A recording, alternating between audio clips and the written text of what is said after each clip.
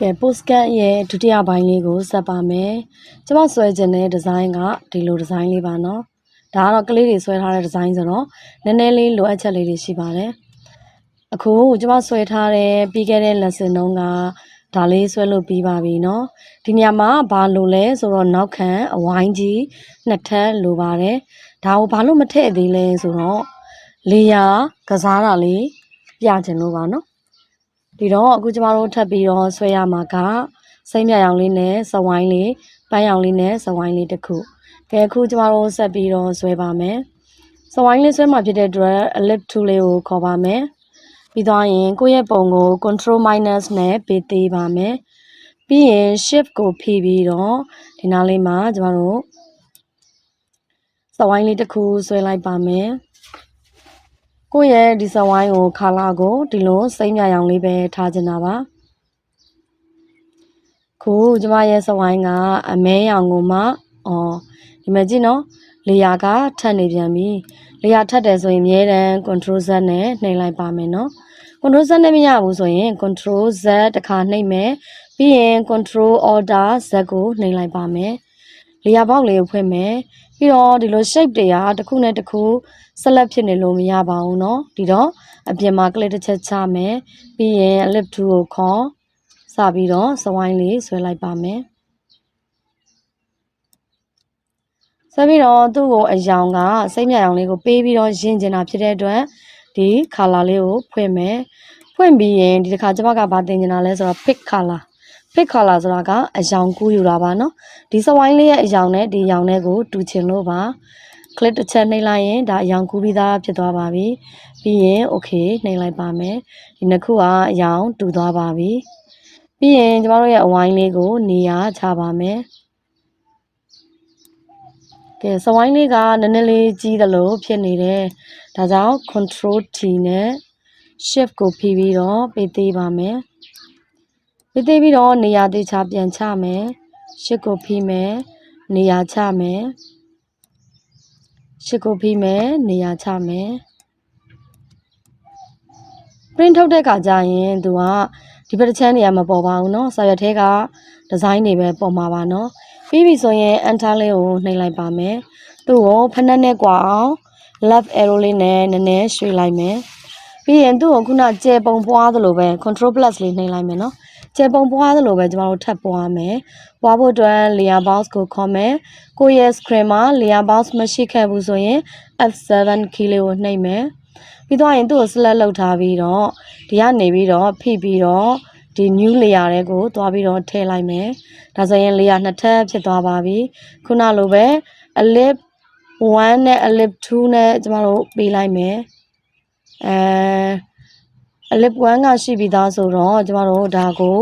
large L ပေါ့နော် ELIPSE ဒါကြီးတဲ့ ellipse ပေါ့နော်ဒါလေးလည်းနှစ်ချက်နှိပ်လိုက်မယ် LELIPSE ပြီးရင်2လို့ပေးလိုက်မယ်2နဲ့1နဲ့ဒီဟာလေးပေါ့နော်ဒါလေးကိုအောက်က layer ကိုကျမတို့ select လုပ်ပြီးတော့ control T ပြီးရင်သူ့ကိုဒီလိုနှစ်ထပ်ပုံစံလုပ်မှာဖြစ်တဲ့အတွက် Alt နဲ့ Shift နဲ့ဖိပြီးတော့ဆွဲပြီးတော့ချဲ့လိုက်ပါမယ်ချက်ပြီးပြီဆိုရင် mouse ကိုလောပြီးမှ Alt Shift ကိုလော Enter နှိပ်မယ်ပြီးတော့ရင်ဒီနောက်ခံကိုကျမကပန်းခရမ်းလေးထည့်ပါမယ်နော်magenta ပေါ့နော် magenta ရောင်လေးဒီရောင်လေးကိုရမ်းကြိုက်တယ်ပြီးရင် okay နှိပ်လိုက်မယ်ဒါဆိုရင်ကျမတို့လိုချင်တာရပြီအောက်မှာကျမတို့ဆွဲထားတဲ့ shade တစ်ထပ်ရှိတယ်ဒီ shade ကဘာလို့မပေါ်တော့တာလဲဆိုတော့ဒီကျမတို့အခုဆွဲထားတဲ့ ellipse ရဲ့ layer အောက်ထဲကိုရောက်နေတဲ့အတွက်မပေါ်တာပါဒါကြောင့်ဒီ layer ကိုဖိပြီးတော့အပေါ်ဘက်ကိုဆွဲပြီးတော့တင်လိုက်မှာပါဒါဆိုရင်အပေါ်ကိုပြန်ပြီးတော့တက်လာပါပြီအပေါ်တက်လာပြီဆိုရင်သူ့ကိုဒီပုံအတိုင်းဒေါက်ကလေးဝိုင်းနဲ့ပုံလေးပြောင်းကြည့်မယ်ဒေါက်ကလေးဝိုင်းမှာဆိုရင်ဒါလေးကိုတစ်ချက်နှိပ်ပြီးရင်ဒီမှာ property ရှိပါတယ်เนาะဒီ property ကဒီမှာမပေါ်ဘူးဆိုရင် window ထဲကနေသွားခေါ်လို့ရပါတယ်ဒီနားလေးမှာပါပြီးတော့ကျွန်တော်တို့ဒီမှာ link လေးကိုဖြုတ်လိုက်မယ်ဒါက link လေးပါเนาะပြီးရင်ဒီကောင်ဝိုင်းနေတာဖြစ်တဲ့အတွက် ခု30လောက်ပေးကြည့်မယ်ပြီးရင်အန်ထားလေးနှိပ်ကြည့်မယ်နည်းနည်းလေးဝိုင်းနေနော်သူကအောက်ဘက်ကိုဝိုင်းထားတယ်ကျမကအပေါ်လေးဝိုင်းပြတာပါနော်30နဲ့မရဘူးဒါဆိုရင်ဘယ်လောက်ထည့်မလဲ80လောက်ထည့်ကြည့်ပြီးတော့အန်ထားလေးနှိပ်လိုက်မယ်မရသေးပါဘူးဒါဆိုရင်100 enter ကဲဒါမျိုးလေးကျမတို့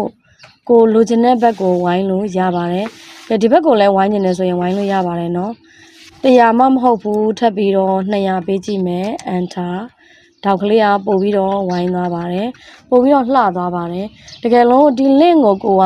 မဖြုတ်ဖဲနဲ့လုပ်ခဲ့ရင်ပတ်လေအားလုံးအတူတူပြောင်းသွားမှာပါနော်ခုတပုံလုပ်ပြပါမယ်ကျမကလေအောင်တစ်ချက်စစ်မယ်ဒီရှိတ်နဲ့ရောနေတာဖြစ်တဲ့အတွက်ပြင်ကလေးတစ်ချက်ချမယ်ပြီးရင်ဒါလေးကိုဆွဲပြမယ်ခုက shape တင်တာဖြစ်တဲ့အတွက် shape နဲ့ပတ်သက်သမျှကိုအားလုံးသိအောင်ရှင်းပြပေးတာပါနော်ကဲခုကျမက link ကိုမဖြည့်ဘဲနဲ့ဒီနားလေးကို100လို့ရိုင်းလိုက်မယ် enter နှိပ်လိုက်မယ်သူကပတ်လေ100ဖြစ်သွားတာပေါ့နော်ဒေါက်ကလေးတွေအကုန်လုံးဝိုင်းသွားပါတယ်ဒါကြောင့်ကျမတို့က link ကိုဖြုတ်ပြီးမှလုပ်ရမှာပါနော် control Z ပြန်နှိပ်လိုက်မယ်ဒီတစ်ခါကျမကဒီညာဘက် channel နှစ်ခုကို white ချင်ပါတယ်ဒါဆိုရင် link ကိုအရင်ဖြုတ်မယ်ပြီးရင်ဒီမှာ100ဒီအောက်လေးကိုလည်း100လို့ပေးလိုက်မယ်ပြီးရင် enter နှိပ်လိုက်မယ်ဒါဆိုရင်သူကဒီဘက်တစ်ချမ်းပဲ white သွားပါတယ်ဒါလောက်ဆိုရင် shape တွေကိုကိုစိတ်ကြိုက်ပြင်လို့တက်မယ်လို့ထင်ပါတယ်ဒါလေးပြီးပြီဆိုရင်စာရိုက်ပါမယ်စာရိုက်ဖို့အတွက်ကျမတို့အခုကဖနက်ရဲ့ postcard လေးဆွဲတာပါနော် all star ဆိုတဲ့ဖနက်ရဲ့ postcard design မှာခုကျမတို့စာရိုက်မယ်ဒီကောင်လေးကနည်းနည်းကြီးနေတယ်ထင်ရင် control T နဲ့ဒီအပေါ်ကနေပြီးတော့အောက်ကိုနည်းနည်းချလိုက်မယ်ပြီးရင် enter နှိပ်လိုက်ပါမယ် T ကိုခေါ်ပြီးတော့ဒီနားလေးမှာကဲခု click ချဖို့အတွက် shape ကလေယာရောနေတယ်ဒီတော့လေယာပေါက်ထဲသွားမယ်အောက်ကို click နှိပ်လိုက်မယ်ပြီးရင်ဒီနားမှာ all star ဆိုပြီးတော့ရိုက်လိုက်ပါမယ် all star ကျမရဲ့စလုံး site ကအရန်ကြီးနေတဲ့အတွက်စလုံး site ကိုသိအောင်ပြောင်းပါမယ်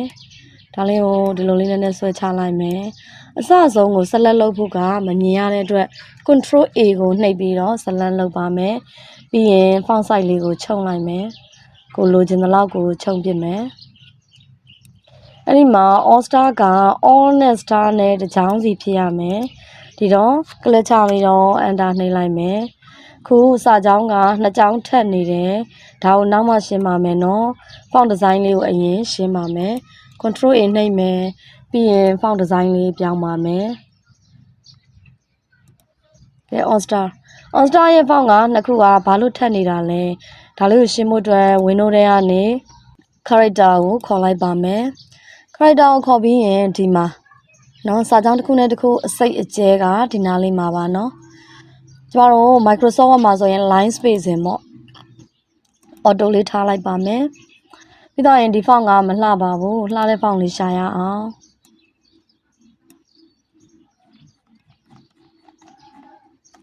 H ထဲကရှာကြည့်မယ်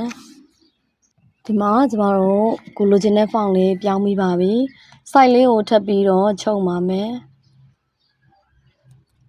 ပြီးတော့ရင် move tool လေးနဲ့နေရာချပါမယ်သူ့ကို font ကို color ပြောင်းမယ် select လုပ်မယ် white color လေးထားပါမယ်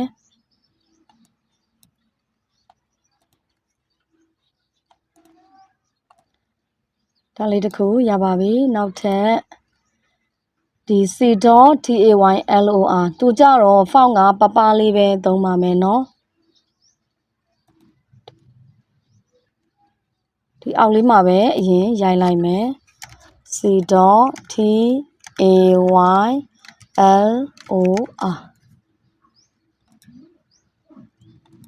ကဲပြီးရင်သူ့ကို font ပြောင်းပါမယ်သူ့ font ပြောင်းမှာဖြစ်တဲ့အတွက် T လေးနဲ့ပဲเนาะ control A နှိပ်ပြီးရင် font ကိုသူကြတော့ပပလေးမှလှမှာပါခပ်ပလေးရပါပြီဒါလေးကို site ကိုလည်းပေးသေးပါမယ် font ကလည်းဒီလိုအတွန့်လေးတွေပါတဲ့ font တွေကတိတ်အဆင်မပြေဘူးနည်းနည်းလေးထပ်ပြီးတော့ရှာကြည့်မယ် ဒီလိုလေးရိုးရှင်းရှင်းလေးကဲဒါလေးနဲ့ထားမယ်ဒါလေးထားပြီးတော့ကျမကဘိုးမထည့်ခြင်းပါဘူးဘိုးမထည့်ခြင်းပေမဲ့သူကဘိုးပဲရှိတာလားမသိဘူး regular ရောကဲကျမက font ဒါကကိုကွန်ပျူတာထဲမှာရှိတဲ့ font ဘယ် font မဆိုသုံးလို့ရပါတယ်ကဲခုဒီကောင်လေးကိုအောက်ကိုနည်းနည်းထပ်ချမယ်ဒါလေးကိုတော့ဒီပေါ်တင်လိုက်ပါမယ်သူ့ကို site ကိုထပ်ပြီးတော့သေးပါမယ်ကလစ်ချ control A နဲ့ site ကိုကျမက18လောက်ထားကြည့်မယ်18ကိုမှကြည့်အောင်မယ်ဆိုတော့15လောက်ထားကြည့်ပါမယ် control plus နဲ့နည်းနည်းလောက်ထည့်လိုက်ပါမယ်ပြီးသွားရင်ကျမတို့ alignment လေးတွေညှိမယ်နော် alignment ကိုဒီနားလောက်ထားမယ်ဒီဘက်ဘေးကိုလည်းထားမယ်ပြီးတော့ဒီဘေး alignment ကကျမရဲ့ version ကဘေး alignment ညှိဖို့အဆင်ပြေတယ်ဒါပေမဲ့ကြည့်နေတဲ့သူတွေ version ကအဆင်မပြေမှာဆိုလို့ဒီဘေးနားကပေတံလေးကိုဆွဲပြီးတော့ဒီလိုလေး guideline လေးချလို့ရပါတယ်ပြီးသွားရင်ကျမတို့ဒီထဲအားစာလေးတွေဖြည့်ပါမယ်ကဲခုကျမကတော့ဒီစာလေးပဲကူးလိုက်မှာပါနော် select လုပ်မယ် copy လုပ်မယ်ပြီးသွားရင်ဒီနားလေးမှာ click ချပြီးတော့ control V နှိပ်လိုက်ပါမယ်ပြီးရင် control A နဲ့ font size ကိုပေးသေးပါမယ်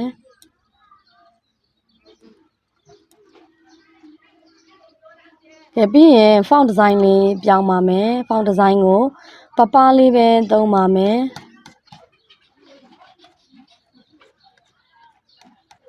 ခေါင်းစဉ်တစ်ခုကိုပဲလေအဲ့လိုထူထူဖောင်းဖောင်းလေးသုံးတင်တယ်နော်ကျန်တာတွေကအပားသုံးတာပဲအကောင်းဆုံးပါပြီးသွားရင်ဒီနားလေးမှာ size က30လောက်ပဲထားမယ်နော် size ကို30လောက်ထားပြီးတော့ကလစ်ချပြီးတော့ enter လေးတွေဖြတ်ကြည့်မယ်ဒီ font design ကိုမကြိုက်ရင်ပြင်လို့ရပါတယ်ဘိုးထဲတဲ့ design လေးတွေဖြစ်နေလို့ပါနော်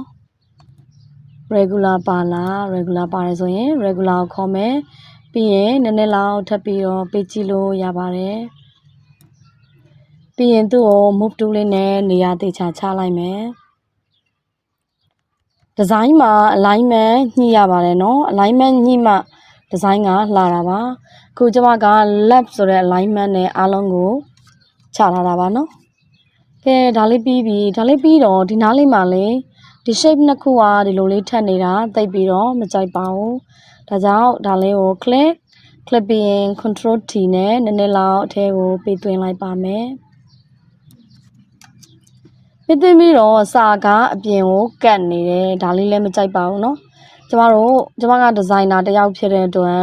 ဒီ Photoshop သင်ရဲ့ဒီဇိုင်းပိုင်းဆိုင်ရာလေးတွေလည်းထည့်ပြီးတော့ပြောသွားမှာပါเนาะခုဒီဘက်ကိုကြည့်လိုက်မယ်ဒီဘက်ကအကွာဝေးရယ်ဒီဘက်ကအကွာဝေးရယ်ဒီဘက်ကအကွာဝေးရယ်ဒီဘက်ကအကွာဝေးရယ်တက်နိုင်သမျှညီအောင်ကြိုးစားပေးမယ်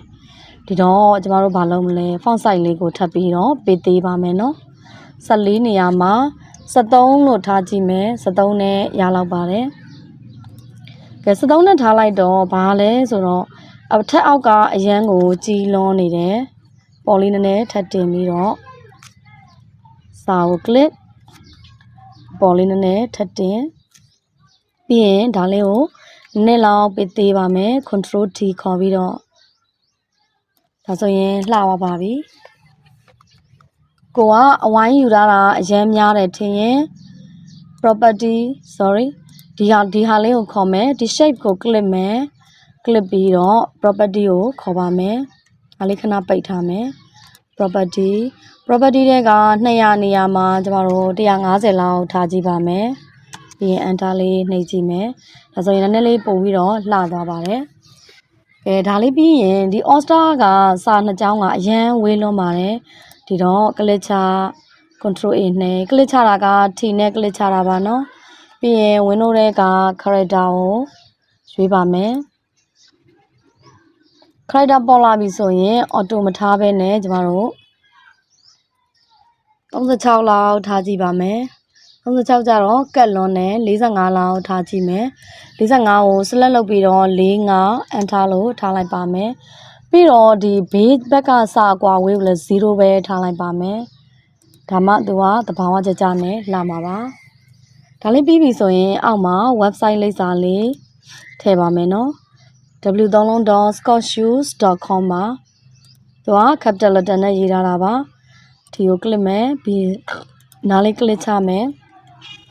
ဖုန်းတစ်ခါတည်းပြောင်းလဲရတယ်နောက်မှပြောင်းလဲရပါတယ်ဖုန်း size ကိုတော့ကျွန်မကပေးသေးလိုက်ပါမယ်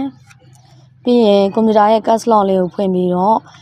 w3long.scottshoes.com ဆိုပြီးတော့ရိုက်လိုက်မယ်ပြီးရင်ဒါလေးကို control A နှိပ်ပြီးတော့ site ကိုပေးသေးပါမယ်ပြီးတော့ font design လေးကိုလည်းပြောင်းပေးပါမယ်ကျမတို့တွေ font design ကိုအမျိုးမျိုးသုံးတာထက်เนาะဒီ font style ကိုအမျိုးမျိုးသုံးတာထက်နှစ်မျိုးသုံးမျိုးတက်ပို့ပြီးတော့မသုံးသင့်ပါဘူးเนาะအခုဒီ font design လေးကိုဒီအောက်မှာထည့်ခြင်းနဲ့ဒါကြောင့်သူ့ကို click လိုက်တော့ဒီကောင်လေးပြရတယ်เนาะ control C ကျမတို့ကူးထားလိုက်မယ်ပြီးတော့ဒီမှာ click ချပြီးတော့ control A ပြီးရင်ဒီနေရာမှာခုနကူးထားတာလေးကို control V နဲ့ပြန်ပြီးတော့ရွေးလိုက်ပါမယ်ဒါဆိုရင်ကျမတို့ရဲ့ဒီလိပ်စာလေးလည်းလှသွားပါပြီ website လိပ်စာလေးတော်တော်လေးကိုလှသွားပါပြီလှသွားပြီဆိုတော့ကျမတို့ဘာဆက်လုပ်မှာလဲဆိုတော့ font လေးတွေကိုအလှဆင်မယ်နော် font လှဆင်ဖို့အတွက် layer box ကိုခေါ်မယ် layer ဒီမှာရှိရနော်ဒါလေးကမလို့ရင်ပိတ်ထားလိုက်မယ် layer box တဲက all star ကိုကျမကဒီ add a layer style လေးကို click ပါမယ် layer style တဲကကျမက drop shadow လေးကို click ပါမယ် drop shadow မထည့်တာနဲ့ထည့်တာနဲ့အရန်သိတာပါတယ် drop shadow လေးထည့်လိုက်တာစလုံးလေးကကြွပြီးတော့လှလာတယ် drop shadow ရွေးမယ်ရွေးပြီးလို့ရှိရင် normal နဲ့ပဲ black color နဲ့ပဲ opacity လည်းဒီတိုင်းပဲကျမကတော့ဒီ60ဝန်းကျင်လောက်ကိုအကြိုက်ဆုံးပါ angle လေးကပြီးတော့ distance နဲ့ spread data ကိုကြိုက်တယ်လို့ရွေးပါနော်ဒီ font နဲ့ဒီအရွယ်စားကတော့ဒီ site တွေကတော့အတော်ပါပဲဒီခုရွေးထားတဲ့ pixel လေးတွေနဲ့ပေါ့နော်ပြီးရင် okay နှိပ်လိုက်ပါမယ်ကဲမလုတ်ခင်အနေထားနဲ့လုပ်ပြီးသားအနေထားကြည့်ရအောင်ဒါလေးကိုပိတ်ကြည့်မယ်မပေါ်ဘူးเนาะ effect လေးထည့်လိုက်တဲ့အချိန်မှာအရန်ကြွပြီးတော့လှလာတယ်